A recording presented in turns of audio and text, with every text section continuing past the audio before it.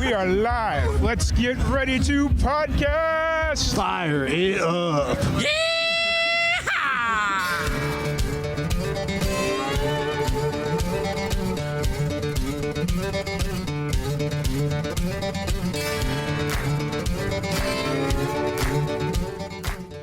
Welcome back to another live and amplified IndieFusion Podcast. I'm your host, Tom Kwiat, and we're back at it again with another amazing podcast. Today, we have a very special guest joining us. We have Nia Nicholls. How's it going? I'm good. How are you? I'm doing pretty good. It's Sunday. It's actually really nice out. We've had a whole bunch of rain the last couple of days, and so I stepped outside this morning, and I'm like, yep, this feels right. This feels good, so... That's nice. It's very opposite to here. It's been raining today, and it's like, I love autumn, but like when it's dry and because the leaves are crunchy, and then it's to rain and everything's just damp and windy. I miss America. That's what I'm saying. I feel that. I'm just hoping that with all this rain we've had, it pushes all the allergies and hay fever and all that garbage out, so I can actually sleep tonight and breathe when I sleep, and so. Yeah, fingers crossed. Right. So how's everything been going? You've released some new music since it's been not quite a year, because I know we had talked at In a Jam last year, and then I think we talked once again after that, if I'm not mistaken. I think so. God, this past year has just been such a blur. It's really weird. But it's been going well. It's been really full on, very busy, and I'm gigging every weekend, and it's all over the place. So it's been good. And I've been working on an EP, which is basically up, to be fair, but it's just tweaks here and there. And I think that'll come out early next year.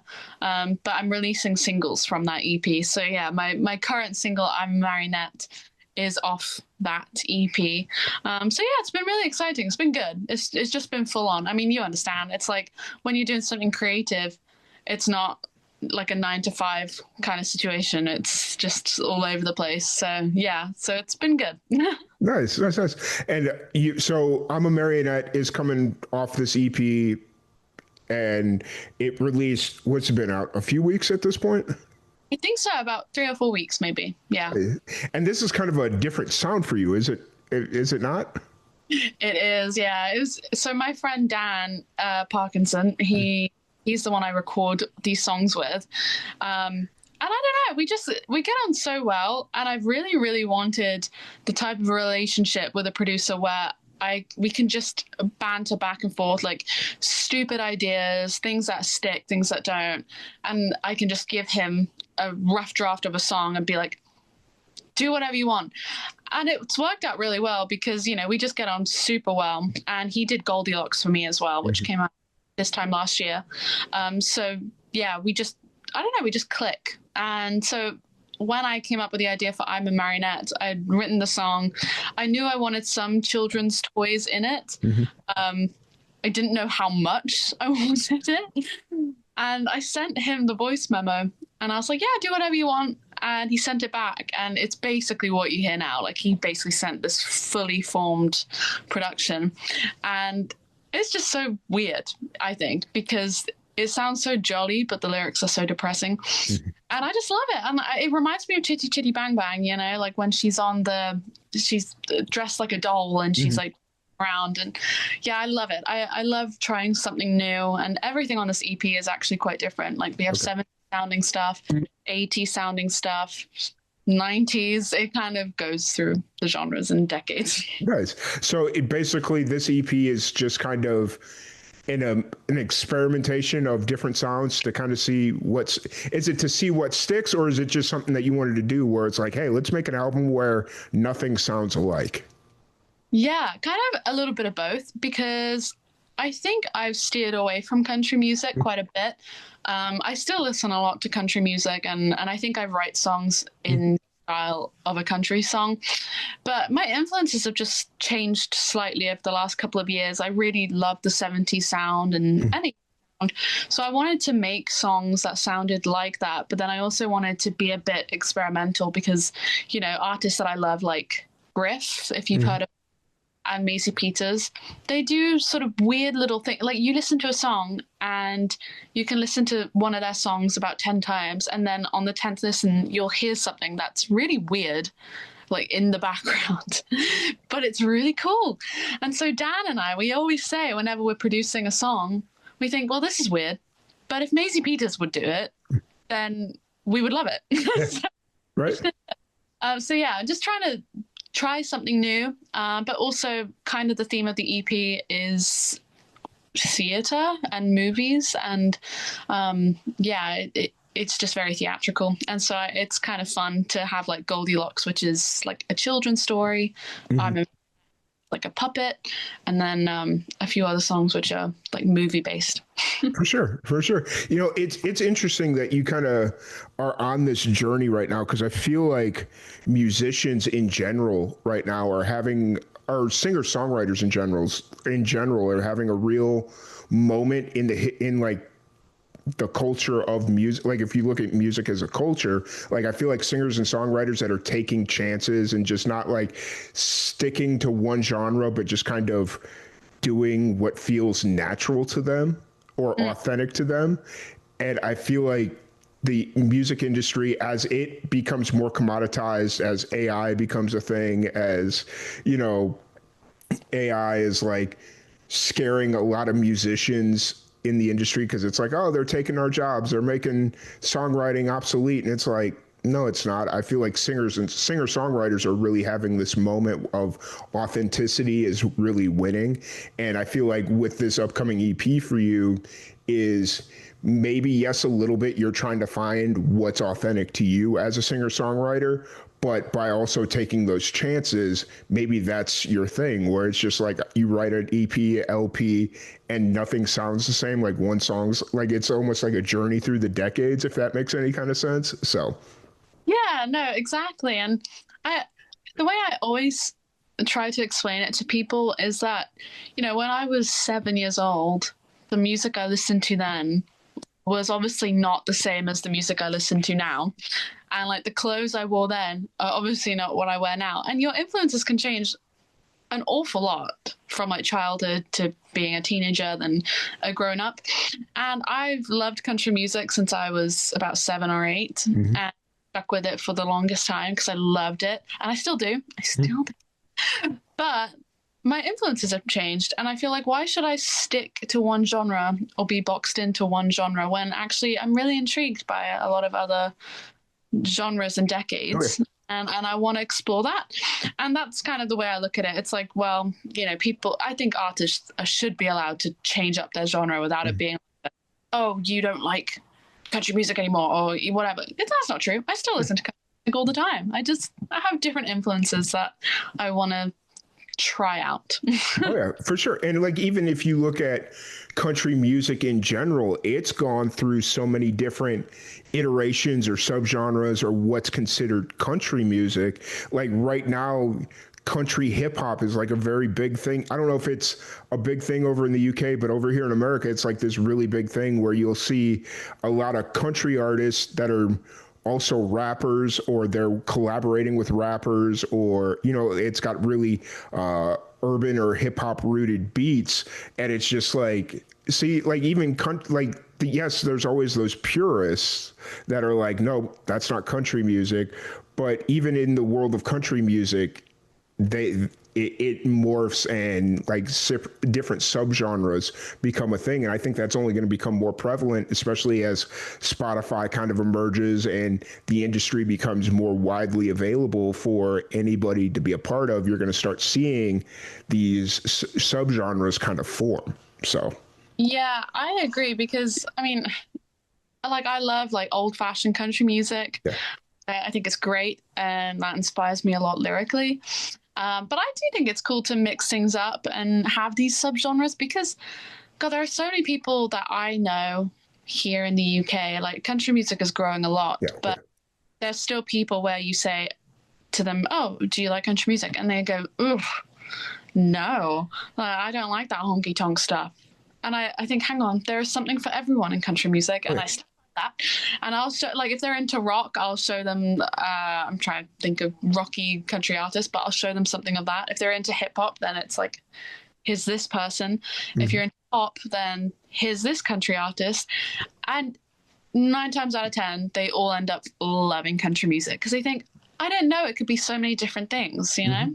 And I think, you know, whatever you like, just into that. Who cares? Oh, yeah, for sure. For sure. And, you know, it's the industry that we're in now. And it's like, there's been such a change in the music business that anything you want to listen to, it's out there. So. Exactly. You got to make Right. Oh, so do you have a targeted release date for the EP yet, or is it still kind of TBD? Yeah, it's still to be determined because I think I'm gonna release. So Marionette's obviously just come out. I'm thinking I might wait until after Christmas to release the next song, and then I'll just put it out after that. I don't know. I'm not overly fussy about when I put it out, but I want it the first half of next year. Like I want it out before May. So I'm looking at maybe March or April, which would be really fun because I've never done an EP, and that's kind of been the project for the last year. And it's kind of nerve-wracking, but I think it'll be all right. Right. It's been really cool to see you really just kind of living life on Instagram, right? Like, you know, because that's how we really connect and communicate and stuff is through Instagram. And just kind of seeing you do your thing on Instagram, it'll be really interesting to see how, yes, you're playing shows and you're doing that thing on the weekends, but during the week, it just feels like you're just doing your thing, living your life. And it'll be really cool to see how that influences your music kind of moving forward. Yeah, and it's been kind of cool because I was able to leave one of my like part-time day jobs. Yeah. The gigs have really picked up a lot, and that's great. Like, you know, that's the dream. And then on top of that, I do radio a couple of days a week on Forest FM, which is my local one. Yep. That covers like 3 different counties. And then I also go to Voice FM, which is based in Southampton, and that also covers quite a few counties. And I love radio. So it's been really cool. And it's been, you know, there's a lot of traveling involved, but it's good. I enjoy it. And yeah, just trying to write a lot as well and make the most of it. So yeah, it's been busy and good, you know. Oh yeah, for sure. I've been trying to get back into radio because I did the internet thing for a while, and the internet radio just doesn't do the same thing. Like, yes, we're a lot more free to say whatever we want to say, and there's not as many restrictions on internet radio, but it just doesn't carry that same vibe, I guess. Which that sounds very weird to say, but like being on traditional radio, there's just something about it that it's like, this is cool. Like, yeah.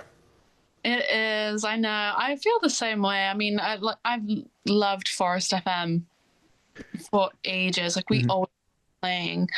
It's always on for the dog, weirdly. Like when we all go out of the house, it's like, Alexa, put on Forest FM. And it's always playing in the house, you know, it's just sort of the soundtrack to my life, and it's just down the road from me. And when I was able to actually get a slot on Forest, I thought, oh, this is just exactly what I wanted. And I've been waiting quite a while. I will say, you know, they're very busy people. They've got a lot of programs. They got a lot of presenters on the station. So it took me a while to crack in. But you know what? I did. So it's fine. You're in there. You're doing your thing. Now, is it similar to what you were doing at the previous station, or is it like a completely different genre, whatever? It's quite similar, I'd say. I mean, as you said, it's like different when it's internet radio. The last one I was on, Radio Oddstock, they're part of a charity, part of the hospital charity. So they're hospital radio. And so they are plugged into the hospital so people can tune in from like the wards. But a lot of the time people tune in online. And that was really cool because there was so much freedom to just play whatever. And that's why my show worked really well on Radio Oddstock, because I loved the backstories of obscure songs. And so that worked out really well. And now I'm on Forest. It's slightly different, you know, obviously, because it's FM. But I still try to keep in with the theme of backstories and who wrote what, and yeah, but it's kind of a mix of genres. It's literally anything from the 70s up until current, and could be country, could be rock, anything. Nice. That's cool. I love those type of radio stations where from any minute left or from any minute any direction, it could be any song you want to play. Like 1 minute you could be listening to like Led Zeppelin, and then the next it's like Janis Joplin or something, you know. I kind of did similar the other day. It was I played Boston, Mm-hmm. and then like 10 minutes later I switched up the genre, and then I was playing Glenn Campbell. I thought, well, you know, I don't know if that's been done before, but that was fun. Right. That's really cool. I'm glad you're sticking with the radio thing, because I listened to a lot of the stuff from Radio Oddstock. It just kind of like on, because we use the same online hosting platform for a while. And so I got anytime I was on there playing around with my stuff, I would turn on your show and just kind of listen to it. And so I'm glad you're sticking with the radio thing. So. Thanks. I appreciate that. Yeah. No, I love it. I think it's great. And I hope, because I thought you're trying to get your, what was it? I saw you post something about reaching out to like FM stations. That would be really cool. Yeah. So when earlier this year, like in the springtime, I was in talks with a small community station. So it's similar to the Radio Oddstock thing, but it's like an actual FM transmission. So they call it community radio, where it only goes like 10 miles out, and it's got different regulation things. But it's like a really well-known station here in Texas. And I was talking to the program director. I was like, hey, here's my experience on radio. I've been itching to get back on an FM station, because I feel like the last station I was at, we didn't really get a fair shake at what we were doing. And so if there's ever an opportunity, and he was like, yeah, get a rough idea of the show together. Let's talk about it. And then like 3 weeks later, all that flooding in the hill country happened. And so I was just like, you know what? I'm not going to keep bugging this guy. He's got other things on his plate right now that he's dealing with. And so maybe next year I'll reach back out to him and kind of see what the thought process is. But, you know, we'll get back there. So. Yeah, no, that'd be good. That'd be really cool. Yeah. So how's life outside of music? I know you've been doing a lot of traveling. You went to Australia earlier this year to visit your brother, which was really cool to see. Yeah. Oh, yeah. It's been a good year. I mean, I haven't been out traveling since March, because I went to Australia for a few weeks in February, came back in March, and then also in March I went to Austria with my mum, which was really fun. And that's how I'm a Marionette came to be, because I was inspired by all the marionettes in Austria. Since then, like, I don't really know what I've been doing. My life is quite boring. It basically just revolves around gigs. But I did go to the Lake District pretty recently, and I loved that. Honestly, if you come to the UK, you got to go there. It's just so pretty. It's just amazing. And yeah, just sort of hang out with friends. My friend Lucy, we obviously do a radio show together on FM, which is more like pop kind of current stuff. And we've been going to quite a lot of concerts together, because we're working on a podcast. So that's been really fun. I mean, I don't know how I'm going to work it in with my current schedule, but we'll see how it goes. But she's awesome. She's great. So yeah, that's kind of what I've been doing, really. Nice. You got plans on coming back to the States next year, or? Yes, 100%. Oh, I have been wanting to come out desperately this year, and every single time I was getting close to just buying a plane ticket, I was like, oh, maybe I should just wait a bit, because it's just so expensive. Right. But my brother and I are going to come out in May next year. So that's when we're going to come out. We're going to try and do a road trip. I don't really know the order. I think it's like he wanted to do Colorado, and I think Montana, and then he obviously really wants to come back to Memphis and Nashville. Yeah. So I think we're going to try and work that out. I don't know. That is a big road trip. Like, even to go from Colorado to Montana, like depending on where you're at in Colorado, it's still like very, very far to get to Montana, but that's cool. Yeah, that's what I was thinking. I was like, Reese, you got to drive. Like, we got to take it in turns. Like, this is just, I'm not going to be able to do it all. But I think, I'm not sure. I think Montana would be the one that we take out of it and maybe like look at Colorado or somewhere. Yeah. Because he wants to go back to Colorado. He loved it there when he went a couple of years ago. So that's the plan. We're both itching to get back to Memphis and to Nashville. And I'd love to come back to Texas as well. And he's never been. Maybe that's something he can look into as well. Oh, yeah. May. Nice. Awesome. Yeah, I know we had talked earlier this year about bringing you out for our 10-year, but the budget went from here to like, it's about here. I don't know. Like we had this grand idea and we had all these people that were interested in sponsoring the deal. And I'm like, cool. We could like bring in people from different phases of Live and Amplified and all this thing. And you were the first person that popped into my mind. And I'm like, okay, we'll figure it out. Like, I know it's going to be expensive, but we'll figure it out. But to bring you out here is now like our entire budget for the thing. And it's like, it's damn. So I totally understand. No, it's all good. Well, thank you for thinking.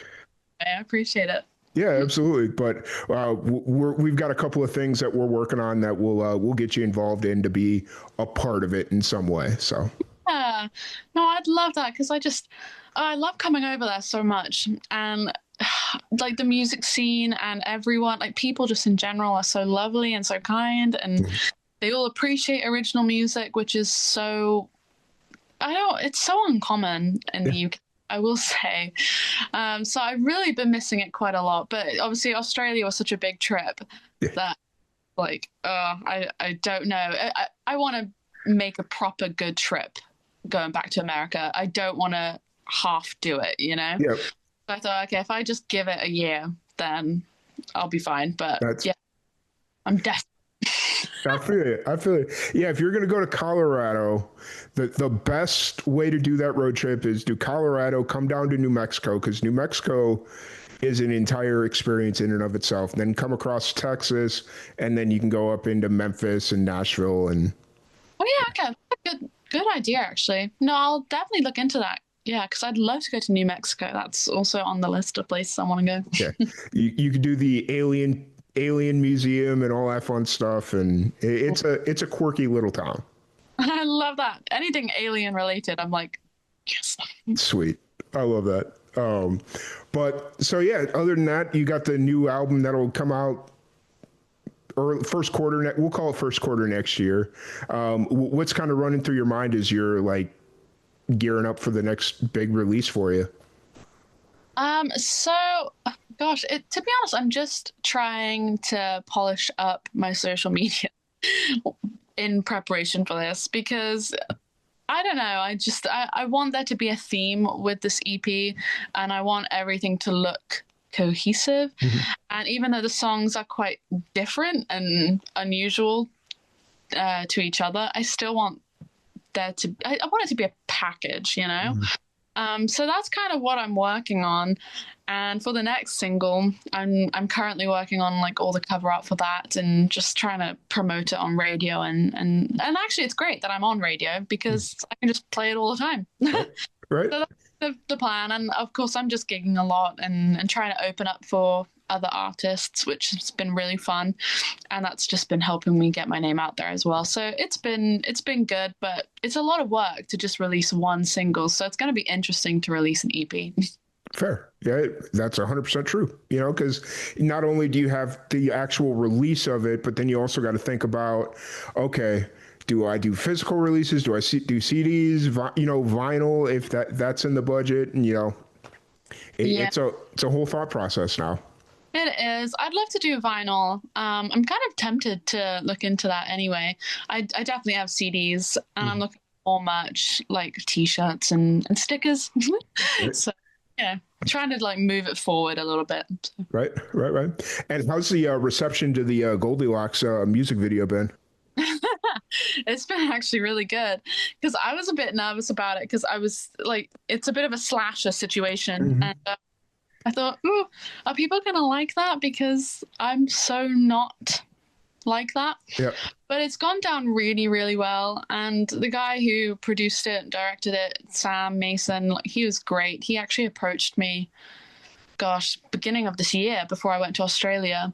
And he was a student in Salisbury. And so I used to study in Salisbury. And they were showing Goldilocks at the time to their new students, and Sam was really interested in doing a video for it, so he approached me about it, and I thought, okay, I've never really done a music video like this on this scale, but he was great. You know, he got all the people in, all the actors and all the videographers or whatever, and it was a full 2-day shoot, and it was quite intense. I mean, I'm not an actress at all, you could probably tell, but it was quite intense.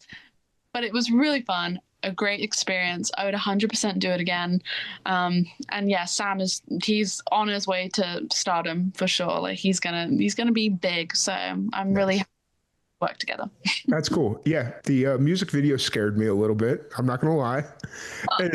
I did a critique on it, I think last week or 2 weeks ago. Like that's the thing I've been doing recently is I'll do like music video critiques and just talk about the people mistaken me thinking I'm talking about the song, like I'm yeah. And it's like, no, like the song usually plays very little into what I'm saying if you actually like pay attention to what I'm talking about.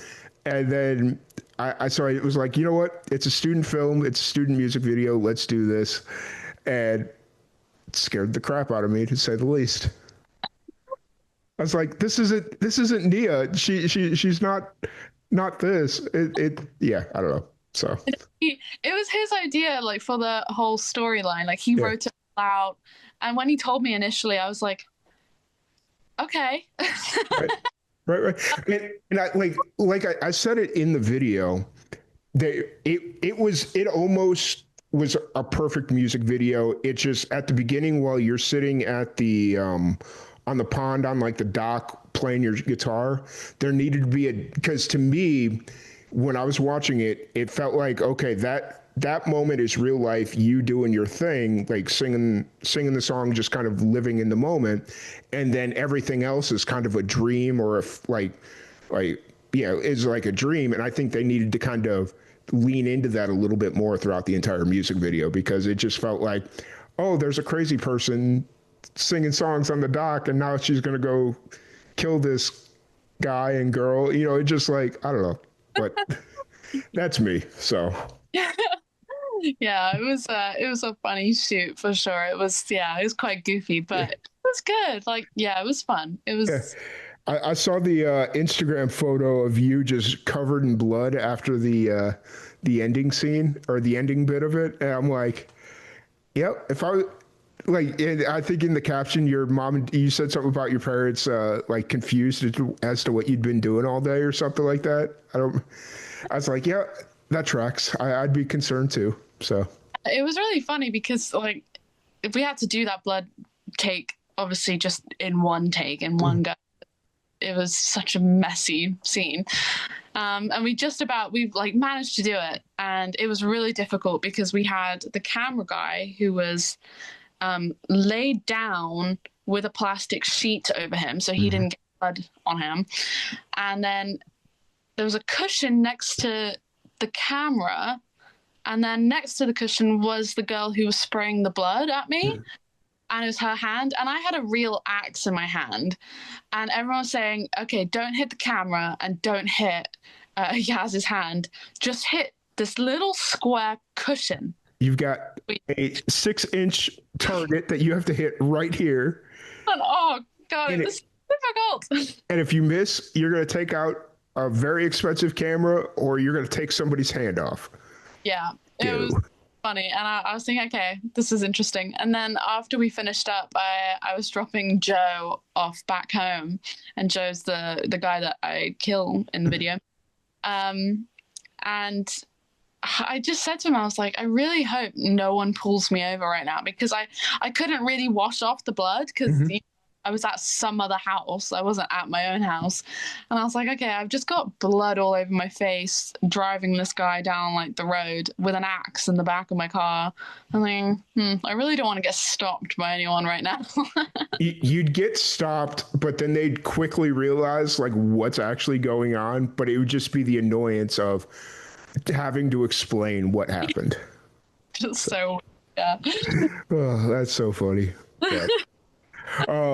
But yeah, no, I'm really excited to see or listen to the full EP once it comes out. I'm excited to see what the rest of the year and all of next year brings you, and hopefully we get a chance to reconnect when you're in America in May.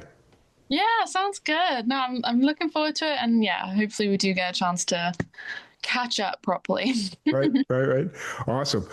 So for people to check out your music, shows, socials, all that fun stuff, where's the best place to find you? So I'm on everything: Instagram, Facebook, TikTok, and it's all just Nia Nicholls. Instagram and Facebook are probably the best places for you to find my information. And then music, I'm obviously on Spotify and Apple Music. So Awesome. Well, once again, thank you so much for joining us. It's been an absolute blast, and I'm glad we didn't break our streak because we've done a podcast every year since 2020. So I know we didn't break that streak. So. Whew, yes. Awesome. But once again, thank you so much for joining us, and we will catch you all later.